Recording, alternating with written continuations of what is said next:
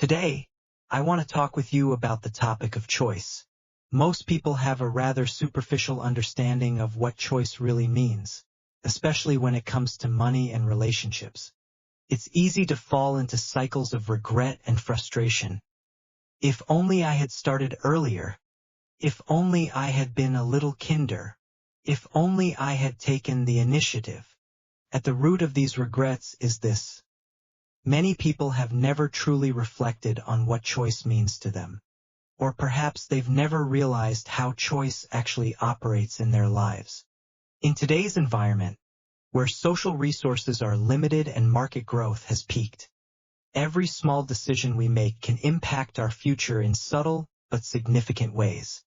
If you're still feeling anxious or overwhelmed about making money, then understanding why choice outweighs effort is going to become increasingly important.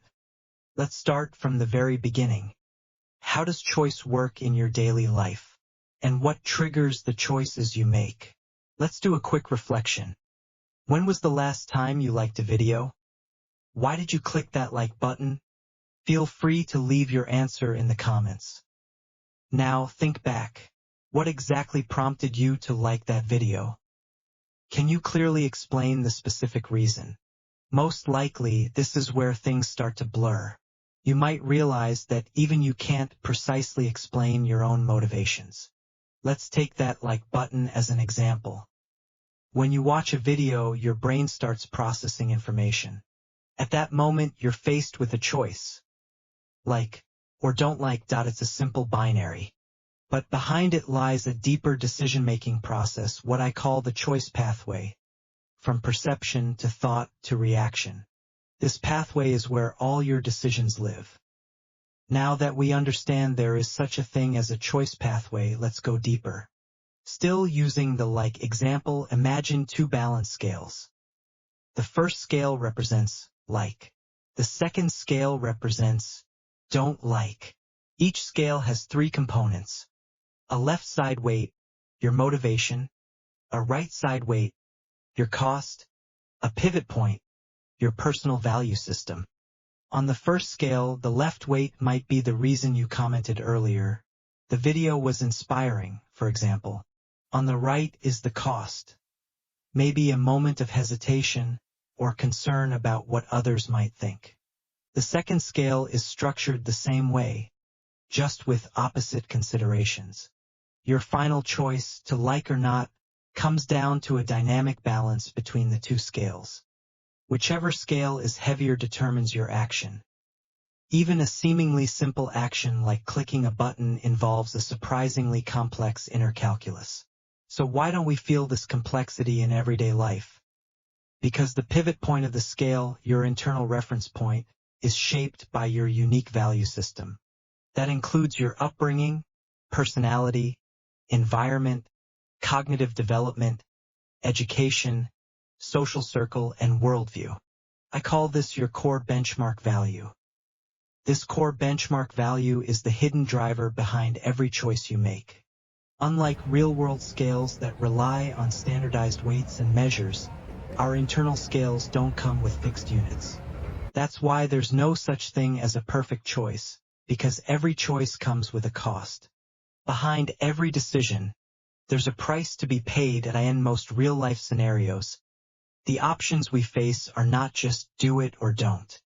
We often deal with multiple choices, gray areas, and shifting variables. So, how do we improve our decision-making abilities? How can we make choices that consistently benefit us? It starts by understanding how our core benchmark value is formed. Think of your benchmark value as your internal standard for making decisions. Theoretically, this standard is based on reference experiences, your accumulated life lessons. Broadly speaking, we can divide these into two forces, rational and emotional. Most of the time, your choices are the outcome of a tug-of-war between these two. For example, it's the weekend. Should you study or rest? Rational voice. Studying is better for long-term growth. How much time will I lose if I don't study? Emotional voice. I've been studying for days. I feel dizzy just looking at books. It's so hot. I just want to chill under the AC and scroll my phone. Now imagine that the emotional value suddenly spikes. Comfort becomes more desirable. You convince yourself, I'll just rest for 2 hours. Next thing you know, the whole weekend's gone. This is a key insight. Your emotional benchmark value usually favors comfort and short-term gratification. Your rational benchmark value focuses on long-term gain based on your current level of awareness. Once you recognize this, you can begin intervening in your own choices in 2 ways. Strengthen your rational knowledge base, learn more, think deeper. Optimize your emotional comfort zone, build better habits that make doing the right thing feel good. Take fitness, for example. When most people start working out, they hate it. Feels exhausting and painful. Their emotional side says, this sucks. I'd rather eat snacks in bed. To push through, you need your rational mind to lead. But over time, as your body transforms and you start feeling the benefits, your emotional value shifts. Now your emotional side says, this is fun. Only a fool skips gym day. At that point, your rational side no longer needs to push as hard. This is how habits are born. A habit is the result of a stable balance between your rational and emotional benchmark values. Here's a simple rule I've developed. Rational self equals the accountant. Handles the numbers money, time, health, value. Emotional self equals the director. Creates the story. Memories, pleasures, moods, imagination to make wise decisions. You need these two to collaborate. Let the accountant set the budget. Let the director design the scene.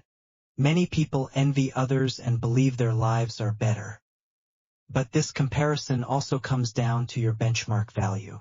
Emotionally, you desire their lifestyle.